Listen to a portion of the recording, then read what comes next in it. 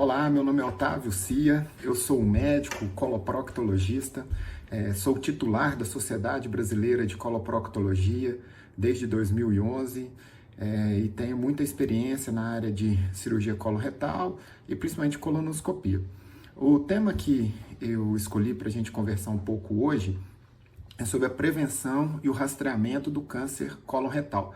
Esse será um vídeo muito rápido, curto, direto, conciso, são menos de 10 minutos, sobre o que você precisa realmente saber, né? Você médico generalista ou médico de outras especialidades que não seja a coloproctologia, o que você precisa saber para poder orientar o seu paciente corretamente na prevenção e também no rastreamento do câncer cólon retal. A gente vai tentar ser bastante direto e no final fazer um resumo das principais evidências.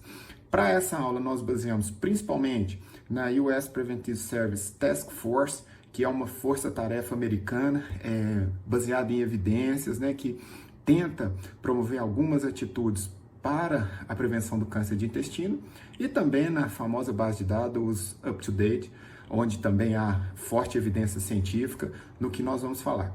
Então, primeiramente, por que é tão importante esse rastreamento do câncer cólon retal?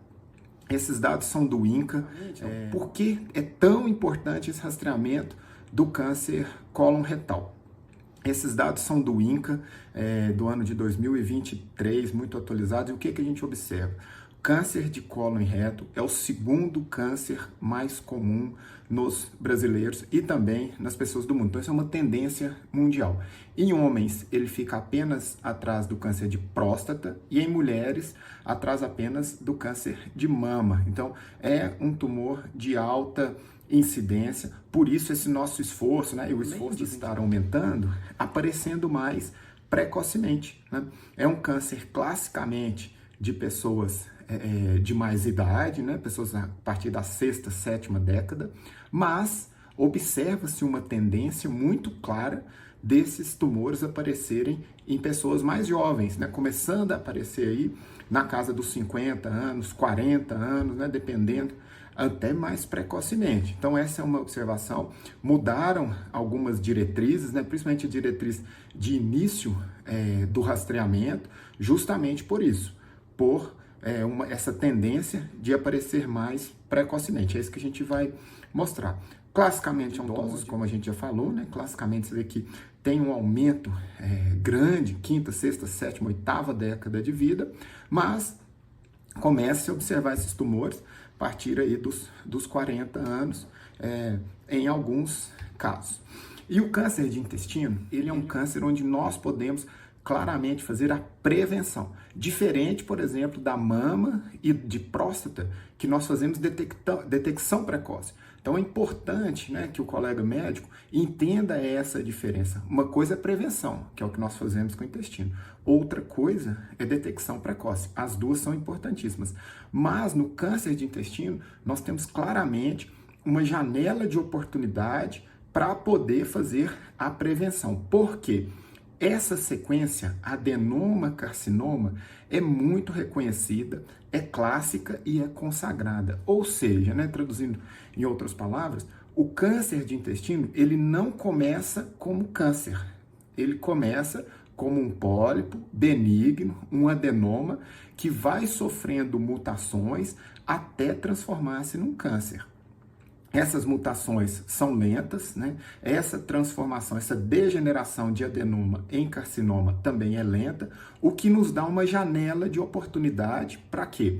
Durante o exame de colonoscopia, nós detectarmos e ressecarmos o adenoma. Uma vez que nós ressecamos aquele adenoma, nós interrompemos essa sequência adenoma-carcinoma e prevenimos o desenvolvimento de um câncer naquele paciente. Daí a grande importância da realização do rastreamento e da prevenção do câncer de intestino, visto que essa sequência é muito clara. Então, nós temos uma janela de oportunidade. Nós, médicos, não podemos desperdiçar essa janela. Por isso, da importância. E, normalmente, essa janela, isso é muito importante, os pólipos, na grande maioria das vezes, são assintomáticos. Então, o paciente não tem heterorragia, ele não perde peso, ele não tem dor abdominal, ele não sente nada. Essa é a janela de oportunidade. A partir do momento que houve sintomas, pode ser que aquele pólipo já esteja degenerado para um carcinoma. E aí é uma luta muito mais difícil, né, onde envolve cirurgia, quimioterapia, radioterapia, dependendo do estadiamento, do que uma colonoscopia, onde é feita a retirada do adenoma, por isso dessa importância. Então, o que o UpToDate nos diz? Primeiro, início de rastreamento aos 50 anos, nível A de evidência, não há discussão, isso é consagrado. Aos 50 anos, nós devemos iniciar o rastreamento. Aos 45 é a tendência, já é um nível B de evidência. Então, já é algo que chama a atenção iniciarmos esse rastreamento aos 45 anos e é o que muitas sociedades têm indicado. Eu, pessoalmente, também tenho iniciado esse rastreamento aos 45 anos de idade, já que há uma tendência de aparecimento precoce.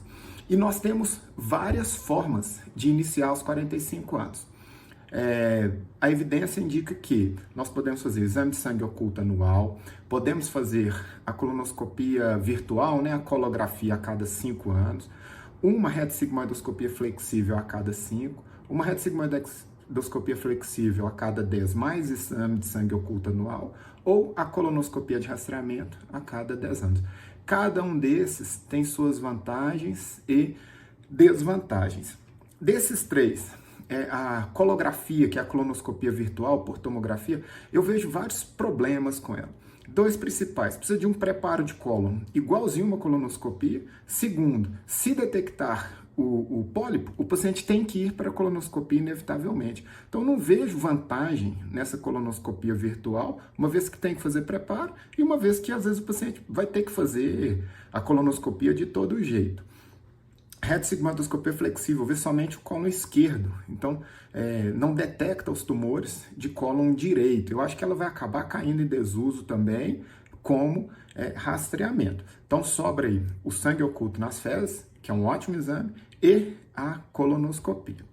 Comparando os dois, o que nós vemos?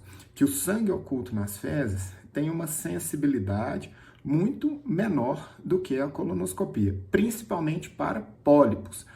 O câncer, o sangue oculto nas fezes, tem um índice de detecção ok, razoável. Agora, para pólipos, ele não detecta. Vocês veem aí, menos de 10% de taxa de detecção de pólipo com sangue oculto nas fezes, né? Então, a colonoscopia infinitas vezes superior ao sangue oculto. Acho que o sangue oculto deve ser feito quando não há possibilidade de se fazer. Quando há câncer na família, paciente de primeiro grau, esse paciente, ou de segundo grau, esse paciente deve ser iniciado o rastreamento aos 40 anos ou 10 anos antes do aparecimento do caso índice, né? Então, alguém na família teve câncer aos 46, então os familiares devem iniciar o rastreamento aos 36. Atenção com síndromes genéticas, onde muda totalmente o rastreamento. Esse rastreamento são para pessoas que não têm nenhuma síndrome genética, como Lynch, HNPCC e as outras síndicas. Isso é motivo de outra aula, né? Nós não vamos falar sobre síndromes hoje. Então, pessoas sem síndromes genéticas, né, com familiares com câncer de intestino, rastreamento diferente. Por quê? Nós estamos falando de rastreamento. Então, rastreamento serve para indivíduos assintomáticos, né? Então, a pessoa não está sentindo nada, vem ao nosso consultório, né, do colega cardiologista, nefrologista, generalista, e vai para o rastreamento. Quando tem algum sintoma, não tem conversa, precisa se investigar aquele sintoma. Então, o paciente apresenta com enterorragia, dor abdominal, qualquer outra alteração do hábito intestinal, esse paciente obrigatoriamente vai para um exame diagnóstico, não para um exame de rastreamento, e muitas vezes há certa confusão nisso, né? A gente vê alguns exemplos: o paciente chega no consultório do médico e fala assim: doutor, tem sangue nas minhas fezes. Ou seja, esse paciente tem que ir para o exame de imagem. Ele não tem que ir para o sangue oculto nas fezes, uma vez que ele já visualizou o sangue nas fezes. Então, a gente precisa ter bastante parcimônia, bastante cuidado. Certo? Então, assim, mensagens para casa. Iniciar rastreamento aos 45 anos. Né? Nós já temos evidências sobre isso, exceto quando há caso de história familiar. 2. Preferencialmente colonoscopia. É o exame que é diagnóstico e terapêutico. é o exame que tem maior sensibilidade, maior especificidade e que pode realmente, de fato, interromper a sequência adenoma, carcinoma. Quando não for possível a colonoscopia, quando ela não for acessível, dá certo, funciona também o sangue oculto nas fezes anual, certo? Sangue oculto nas fezes anual quando a colonoscopia é inacessível por algum motivo. Quarto, sangue oculto nas fezes positivo é igual a colonoscopia, né? Nós não devemos repetir o sangue oculto, fazer 3 amostras, buscar outras formas, né? Sangue oculto nas fezes positivo é igual a colonoscopia. Então, espero que esse vídeo tenha ajudado os colegas, né? A gente ter essa consciência de começar aos 45 anos, colonoscopia, quando não for possível, sangue oculto nas fezes. Um abraço, obrigado.